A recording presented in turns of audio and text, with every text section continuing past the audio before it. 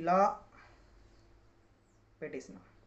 పెట్టిన తర్వాత ఓకే, ఇట్లా పెట్టిన తర్వాత మీకు వీడియోలో ఫుల్ కవర్ మీకు కావాలంటే మొత్తం చూపిస్తా చూడండి.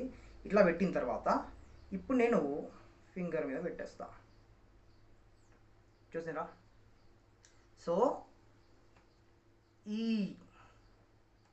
వైర్ అంటే ఎలక్ట్రిక్ టేప్ అటాచ్మెంట్ ఈ పెన్సిల్కి చేయడం వల్ల ఏం జరిగింది, ఈ పెన్సిల్ అనేది నా ఫింగర్ మీద స్టేబుల్గా నిల్చుంది. చూడండి, నేను ఊపుతున్నాను, ప్లాస్టర్ కింద పడింది, అప్పుడు కింద పడింది.